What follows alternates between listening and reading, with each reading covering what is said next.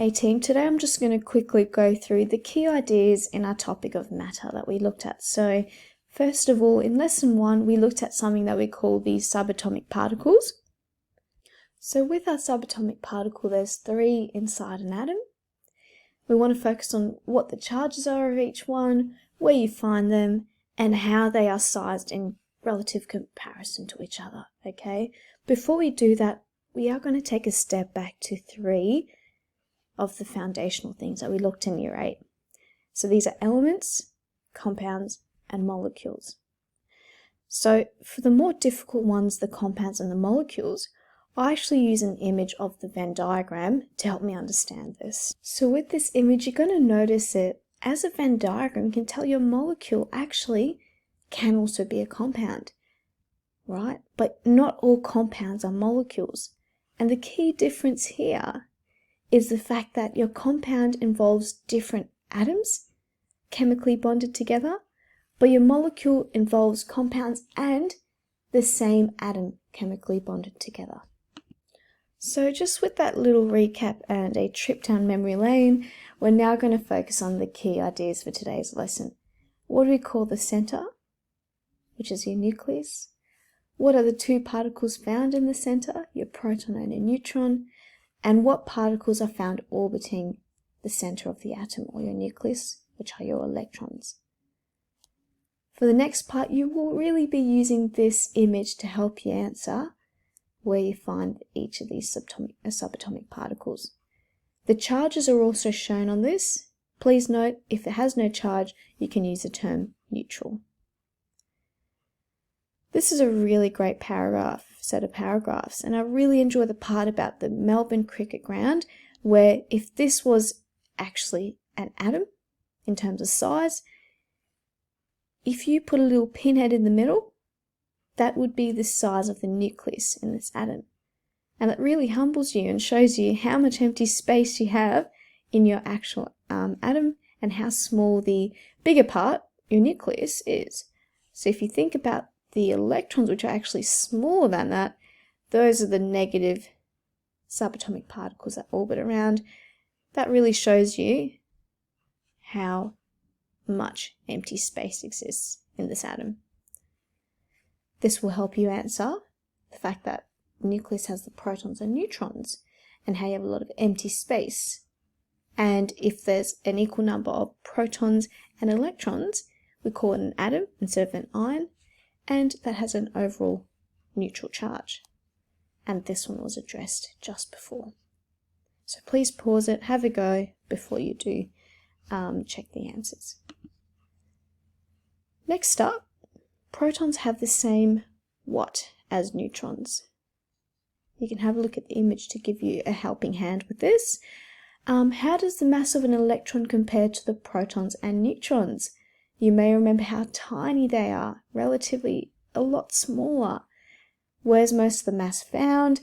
And how does the mass of the atom compare to the size of the atom as a whole? So we have addressed that one before.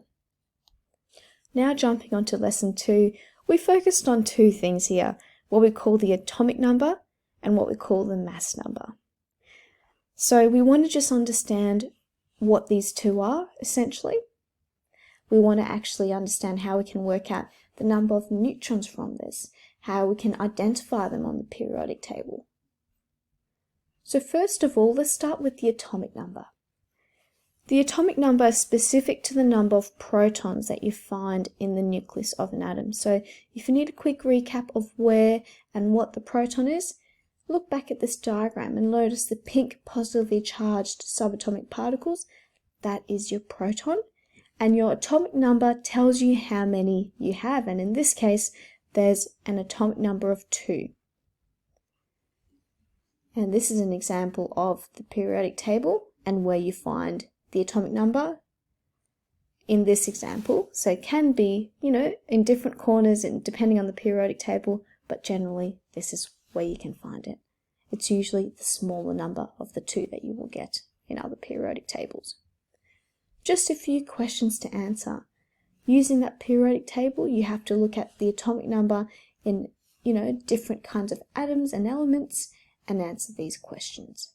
Okay? Since we now know what the atomic number is, let's look at the mass number. The mass number is essentially the number of protons and neutrons in the nucleus. And it makes sense because if you take a look at our actual atom again from our previous slides, you may remember the fact that most of the mass is really in the nucleus, isn't it?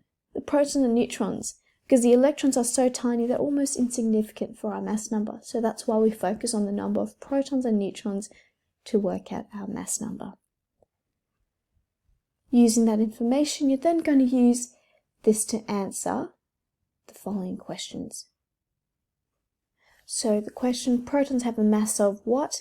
Use this paragraph because they will tell you on the relative atomic scale what the mass is of the proton and the neutron. They're almost the same mass, so we actually give them the same number.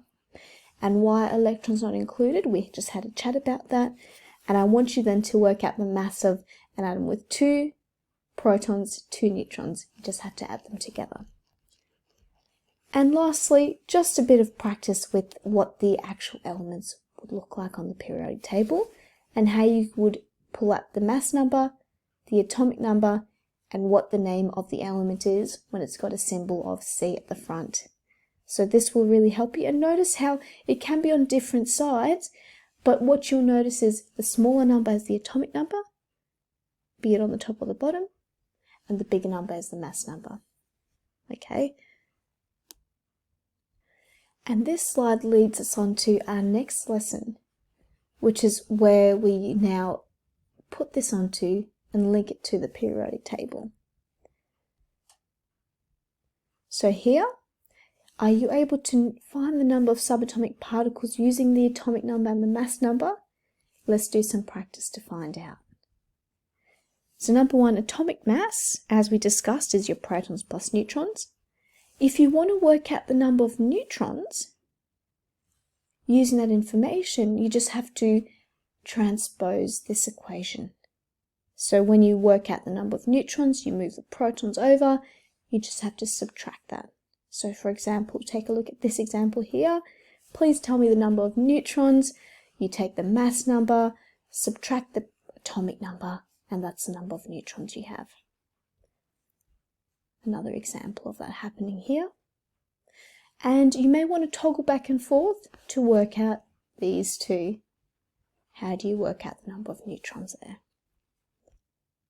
Now, using that information, we've now worked out how we can use the atomic number and the atomic mass number and what they are.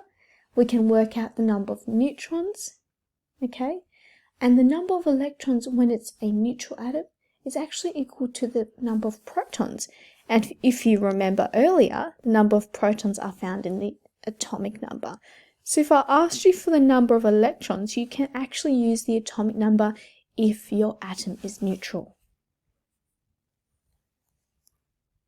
This is going to help us with the following. Now, it might look a bit, it might look like a big deal to start on, but once you get the hang of it, it's quite repetitive and it makes sense. So if you look at calcium, atomic number, which is in a neutral atom, the number of electrons and protons. If not so neutral, just the number of protons. Okay. Atomic mass is the combination of your protons and neutrons. So what do you think the number of protons are? That's it. It is the number of atomic number. Number of neutrons, we worked that out previously in these examples. You may want to go back and have a pause of what 2 things you need to subtract. And the number of electrons, since this calcium atom isn't an ion, it's neutral, is equal to the number of protons.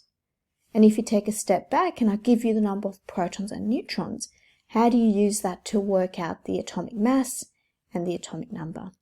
Just a bit of transposing that we have to do there. Now we're just going to look back at a more simple version of the periodic table that you'll get before you go on to, the one that has the relative atomic masses. But don't worry about that for now. So using this, how do you work out the number of neutrons in the argon atom using that periodic table? Okay. And this one is just a quick recap of what we used to work out these questions previously here. And just kind of wrapping it up, putting it together, the structure of the periodic table, how does it even relate to what we've learnt? So we're going to focus on what we call our periods, we're going to focus on what we call our groups, and understanding this and linking it together with atomic number and mass number, etc. Okay. So we're going to look at what the symbol stands for. You get some really unusual ones. For example, lead is actually given the symbol of Pb, and when you go back in history, it actually makes sense. Okay. The vertical columns are actually called your groups. Your horizontal are called your periods. And that's repeated here. Note that the modern periodic table is actually listed in order of the atomic number. Okay. That's an example of it. You can tell that we've categorized it, colored it according to different groups, which we'll look at later.